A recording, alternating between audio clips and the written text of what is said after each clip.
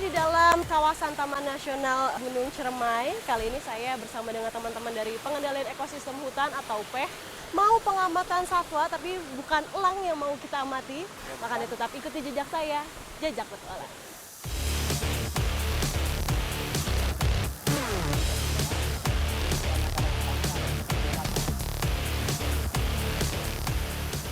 Nah, ini sekarang yang lagi kita cari itu adalah salah satu amfibi atau biasa disebut juga dengan kodok merah Ciremai. Lokasi untuk mencari habitatnya memang di tempat yang tidak jauh dari aliran air kayak di belakang saya.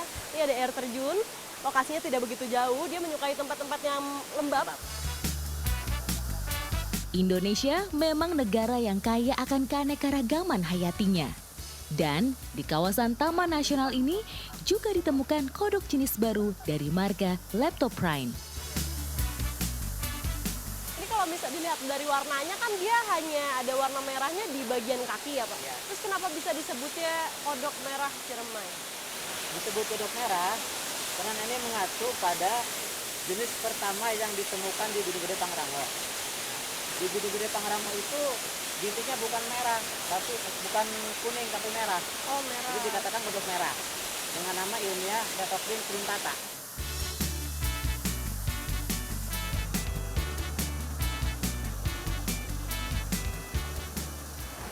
Kita nemuin lagi satu spot, tapi ini masih kecil sekali, tapi usianya sudah dewasa. Jantan.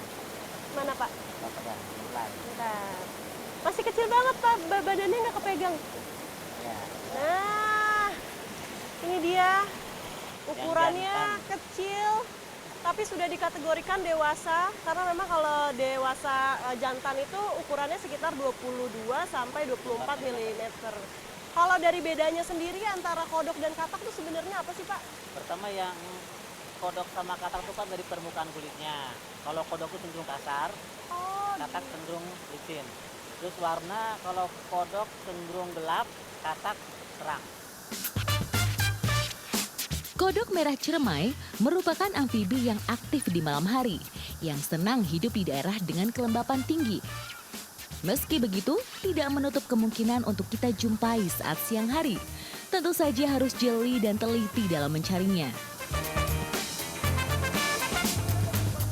Saya menemukan lagi kodok merah Ciremai di tempat yang lain. Kalau tadi kan sangat dekat dengan air, kalau ini lebih ke banyak lumut dan juga ada sedikit tanah. Lubang di stansinya. Dan dia diamnya itu ada di lubang ini seperti ini.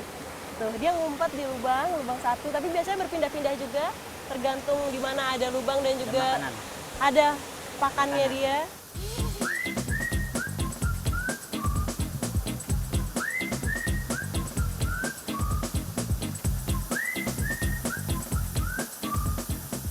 Selanjutnya langsung diukur dulu panjangnya. Aduh, ini luar biasa. Nah, biasanya kalau teman-teman dari Taman Nasional Gunung Ciremai kalau menemukan kodok atau pengamatan kodok merah, itu pendataannya mulai dari ukuran panjangnya, lebarnya, terus selanjutnya akan dicatat sama Bapak Iwan di sini bagian pendataan.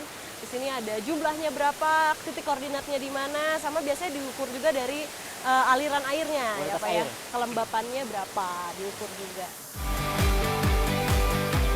Keberadaan kodok merah ini memang cukup langka, karena populasinya yang kecil dengan tingkat ancaman yang tinggi.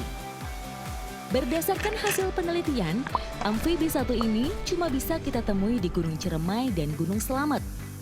Habitat hidup mereka di ketinggian 900 hingga 2.500 meter di atas permukaan laut.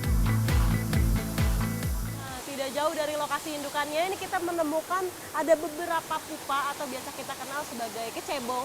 Jadi memang kecebong ini harus di tempat yang bersih ya Pak ya. Dan ini ada beberapa kecebongnya. Sebenarnya bisa disebut juga ini adalah proses metamorfosis yang sempurna karena kodok merah melewati 4 fase. Yang pertama dari mulai telur, kemudian menjadi larva, kemudian menjadi pupa yang kayak sekarang ini.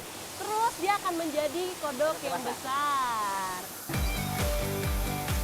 Keberadaan kodok merah di sini menjadi salah satu indikator bahwa kebersihan ekosistem di sini masih sangat terjaga. Ini pengalaman yang benar-benar luar biasa. Saya bersama dengan teman-teman dari Taman Nasional Gunung Ciremai karena yang kita teliti itu memang spesies yang baru ditemukan dan harus dijaga juga karena betapa pentingnya keanekaragaman hayati di negeri kita sendiri. Ikuti jejak saya, Jejak Petualang.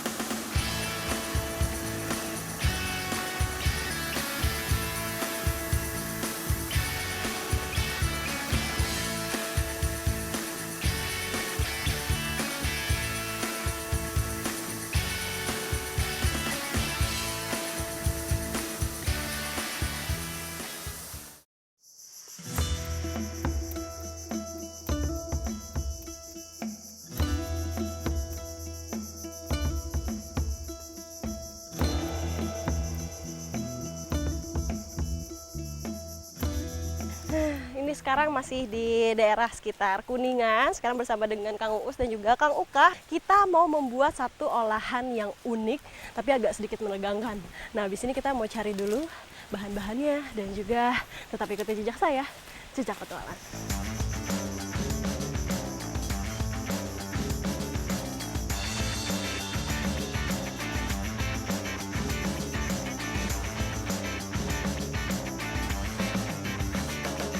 Nah, ini kita lagi bikin dulu untuk alat mengambil hewannya. Jadi kalau di sini masyarakat sebutnya nyere.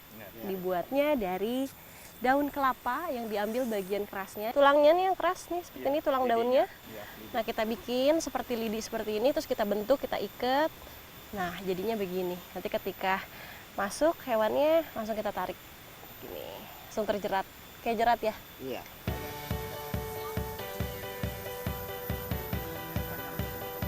Pemahaman habitat sangat penting untuk menentukan lokasi buruan kami kali ini. Selain itu, tingkat kehati-hatian juga harus kami tingkatkan. Ini kan lubangnya kan, Pur? Oh, lain. Oh, dia harus yang lebar gitu ya. Nah, ini kita untuk mencari hewannya atau kalajengking yang mau kita cari. Ini tempatnya harus di tempat lembab dan juga biasanya dia membuat lubang di tanah-tanah seperti ini. Nih, tapi kita juga harus teliti karena lubangnya itu dia berbentuknya lebar, bukan bulat yang seperti ini. Kata Akang, kalau misalnya yang bulat seperti ini adalah lubang tarantula, jadi beda. Kita harus carinya yang agak sedikit lebar. Ini kayak gini.